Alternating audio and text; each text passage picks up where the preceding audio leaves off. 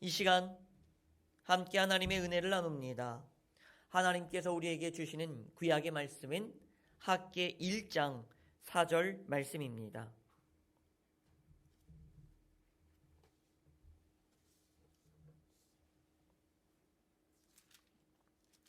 구약성경 1310페이지쯤에 있습니다.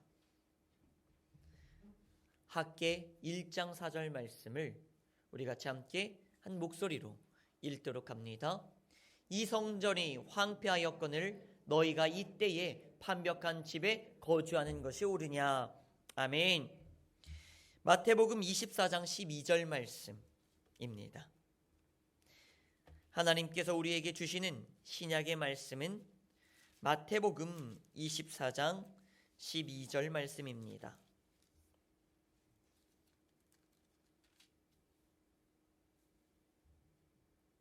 우리 같이 함께 한 목소리로 읽도록 합니다.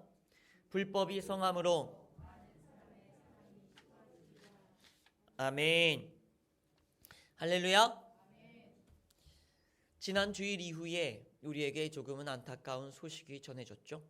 전라도 광주에서 있었던 일이죠.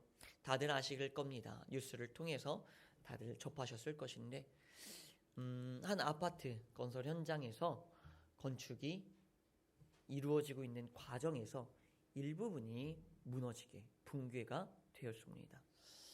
그 아파트는 많은 당시 광주 그리고 전국적으로 가장 인기가 있었던, 그래서 그 자리를 꼭 사람들이 들어가고 싶어하고 사고 싶어하고 그랬던 곳이라고 합니다. 그만큼 잘 지어지고 믿음과 신뢰가 있었던 거죠. 그런데 그곳에서 일부분의 붕괴가 있었습니다. 일부분이니까 이라고 말할 수도 있지만 일부분 때문에 실종자와 사상자가 생겨났습니다. 그리고 그 일부분 때문에 그쪽에서 거주하고자 했던 이들은 배신감과 불신이 생겨나고 팽배해졌습니다. 일부분이 무너졌다고 말하지만 사실 그거는 어마어마하고 굉장히 큰 일련의 사건입니다. 왜 무너졌을까? 저는 알 수 없죠. 아직 확실한 어떠한 발표가 있는 건 아닙니다. 하지만 왜 무너졌을까를 두고 일지를 살펴보면서 한 가지의 추측이, 하나의 지적이 있었죠. 그거는 바로 콘크리트 양생입니다. 특별히 겨울철에는 콘크리트가 더 잘 안 굳는다고 해요. 그래서 법적으로 14일 이상을 권고하고 있었는데 6일, 7일 만에 일주일을 채 넘기지 않고 층수를 계속 올렸다고 말합니다. 아무도 빠른 시간을 맞춰야 되는 공사 기한이 있었겠죠. 그래서 그거를 올리다 보니까, 그리고 또 저번 주에 굉장히 좀 춥지 않았습니까? 그러다 보니 콘크리트가 미처 다 굳지 못하고 그것이 녹아 흘러내리면서 붕괴가 되었다고 합니다. 참 가슴 아프고 슬픈 일이죠. 그런데 무너지는 것이 비단 건물만의 일일까요? 여러분들의 교회는 안전하십니까? 여러분들의 성전은 무너지지 않았습니까? 사실 요즘 참 많은 교회가, 많은 성전들이 무너지고 있습니다. 왜 무너질까요? 많은 이들과 함께하는, 예수님께서 말씀하셨죠. 두세 사람이 내 이름으로 모인 곳에 내가 함께한다. 그것이 바로 성전이거든요. 그런데 그러한 성전들이 무너지고 있습니다. 예수 이름으로 모였음에도 불구하고 틀어지고 갈라지고. 교회 문제만 있습니까? 예수 이름으로 피가 섞여서 함께 모였음에도 많은 불화와 문제들이 생깁니다. 부모 자식 간에도 많은 아픔과 슬픔과 상처들이 있는 것이 현실 아닐까요? 우리가 왜 이 자리에 있습니까? 천국 가기 위해서 있죠. 하지만 그거는 첫 번째고요. 천국 가는, 천국의 백성들이 할 일은 뭡니까? 이 땅에 천국을 만들어가는 것 아닙니까? 이 땅에 하나님의 성전을 만드는 것이 여러분들의 목표이고 사명 아닙니까? 그런데 우리가 만들고자 했던 그 천국들이 왜 이렇게 자꾸 무너지고 실패하고 있을까요? 이제 내 가정은, 내 교회는, 내 직장은, 내 사업장은 성전입니다. 내가 이렇게 했어요. 그런데 왜 자꾸 쓰러지고 무너지고 있을까요? 도대체 왜 자꾸 무너질까요? 사람들은 말하겠죠. 코로나 때문이에요. 혹은 별것도 아닌 코로나인데 너무나 방역 지침이 강해요. 과연 그것 때문에 교회가 많은 것들이 무너지고 있을까요? 건물이 무너지는 건 바람이 세서 무너질까요? 지진이 나서 무너지는 걸까요? 그래서 건물이 무너지는 걸까요? 어쩌면 그것 때문에 건물이 무너졌다고 말하기 이전에 그러한 것조차도 능히 견뎌낼 수 있는 건물을 설계하고 만들었어야 하는 것은 아닐까요? 우리는 많은 것들을 외부적인 요인에서 찾고 있습니다. 그런데 여러분, 다시 한번 생각해 볼까요? 어쩌면 우리도 방심하고 있었습니다. 그래서 우리의 성전이 무너진 것입니다. 우리는 지금까지 이렇게 오해하고 있었죠. 반석 위에 든든히 서면 무너지지 않을 거야. 그렇죠? 저도 많이 말씀드렸고 많은 이들에게 들었던 말씀입니다. 여러분, 반석 위에 굳건히 서세요. 반석 위에 든든히 서세요. 그러면 무너지지 않습니다. 우리의 반석은 누굽니까? 예수 그리스도입니다. 그러니 여러분, 믿음의 반석 위에 서십시오. 예수 그리스도를 붙잡으십시오. 예수 그리스도 위에 서면, 믿음으로 서면 무너지지 않습니다. 그런데 실제적인 경험에서 우러나옵니다. 무너졌습니다. 과연 예수 그리스도 위에 서면 무너지지 않을까요? 이 방심 때문에 우리는 무너진 겁니다. 여러분, 학계 1장 4절 말씀을 보니 하나님의 성전도 무너졌습니다. 하나님께서 원하시는 그 성전, 하나님께서 지으라 하셨던 성전들도 무너졌습니다. 왜 무너졌을까요? 왜 그렇게 된 걸까요? 방심해서 그래요.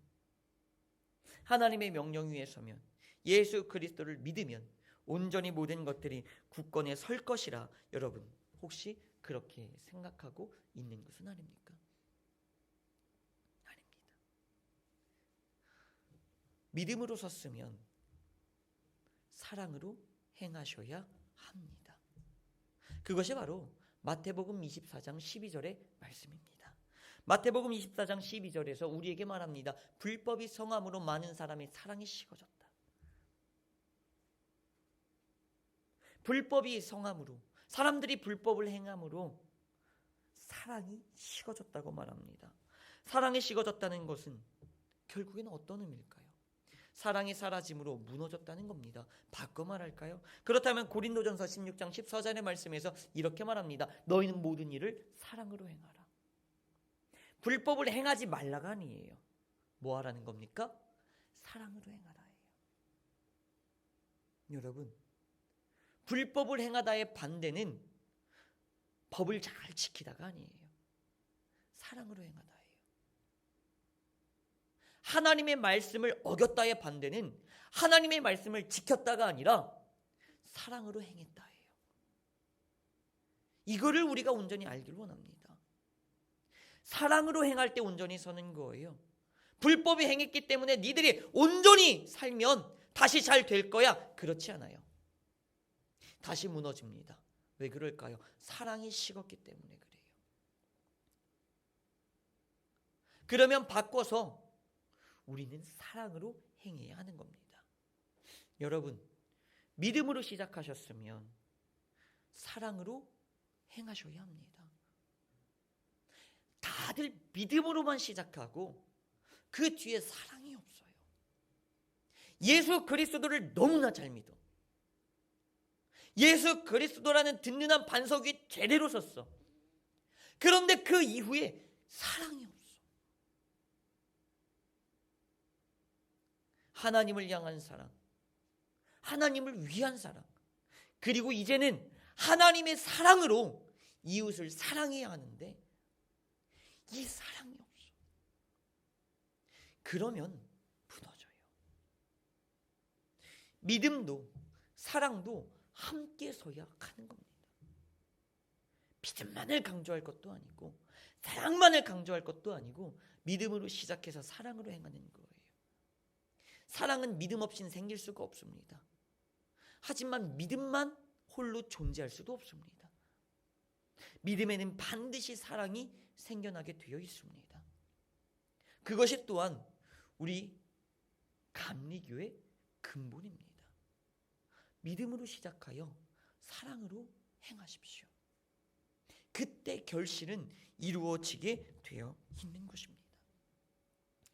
저번 주를 통하여서 그리고 다음 주에 하겠죠? 궁금하실 수도 있습니다. 저번 주에 그루터기에 내리는 비라고 해서 이른 비에 대해서 알아봤는데 그러면 이번 주는 늦은 비 아닐까요? 여러분, 늦은 비가 내리기 전에 이것을 기억하십시오. 이른 비가 내린 다음에 곧바로 늦은 비가 내리진 않습니다. 이른 비가 내리고 한참의 시간이 세월이 흐른 뒤에 늦은 비가 내리는 거예요. 다시 말해 이른 비와 늦은 비 사이에는 간극이 있습니다. 틈이 있어요. 그 사이가 존재한다는 거예요. 그러면 그 사이를 우리는 어떻게 해야 할까요? 가만히 있어야 할까요? 무언가로 메워야 하겠죠. 그런데 여기에서 사람들이 조금 착각하는 게 있습니다. 인내해야지. 맞습니다. 그런데 우리는 너무나 쉽게 이렇게 말해요. 인내해. 어떻게 인내해요? 기도로 인내해. 기도로 붙잡아. 예수를 붙잡아. 믿음으로 붙잡아. 틀린 말 아니에요? 맞습니다. 그런데 중요한 건 50%면 맞습니다. 여러분, 예수 그리스도를 믿었으니 이건 이른 비가 내린 다음에 바로 이루어진 일이에요. 그 뒤에는 뭐를 해야 해요? 사랑으로 행해야죠. 인내의 시간은 기도로 가만히 붙잡고 인내하고 버티고 있는 시간이 아니라 그럼에도 불구하고 사랑으로 행하는 시간이에요. 이게 바로 인내의 시간입니다. 이게 바로 이른 비와 늦은 비 사이에 있는 간격을 메워야 할 거예요. 너무나 유명한 실험이죠. 콩나물 혹은 어떠한 작물을 앞에 둡니다. 그리고 한 작물에는 쌍욕을 합니다. 혹은 무관심으로 일관합니다. 그런데 한 작물은 사랑을 표현합니다. 사랑을 알려줘요. 사랑의 표현을, 사랑의 말을 자꾸 들려줍니다. 그랬더니 그들의 결실이 맺힐 때가 되어서 그 결과는 어떻습니까? 사랑을 표현했던, 사랑으로 길렀던 그곳에서 더욱 아름답고 알차고 풍성한 이 결실이 맺혔다고 합니다. 여러분, 결실을 맺히기 위해서는 뭐가 있어야 돼요? 사랑이 있어야 돼요. 이른 비가 내렸습니까? 그래서 나의 문제를 알았어요. 하나님이 나에게 문제를 주셨구나. 나에게 하나님께서 이러한 이유를 주셨구나. 하나님께서 나에게 이러한 것들을 깨닫게 해주셨구나. 그래서 주님께서 이걸 주셨구나. 깨닫고 믿음. 그래서 하나님을 붙잡고 믿음이죠. 그래서 기도하죠. 믿음이죠. 그러면 이제 끝나는 걸까요? 아니죠. 그렇게 이제 심었으니 뭐 하는 거예요? 사랑으로 기르셔야죠. 늦은 비가 내릴 때까지 뭐 하셔야 되는 거예요? 사랑하셔야 하는 거예요. 간혹 어떤 이들이 이렇게 들려옵니다.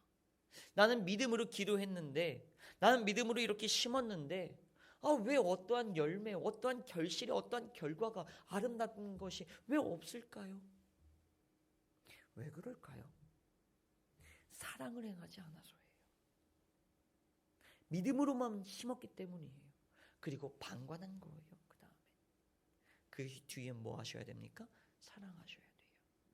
하나님을 사랑하고 이웃을 사랑하십시오.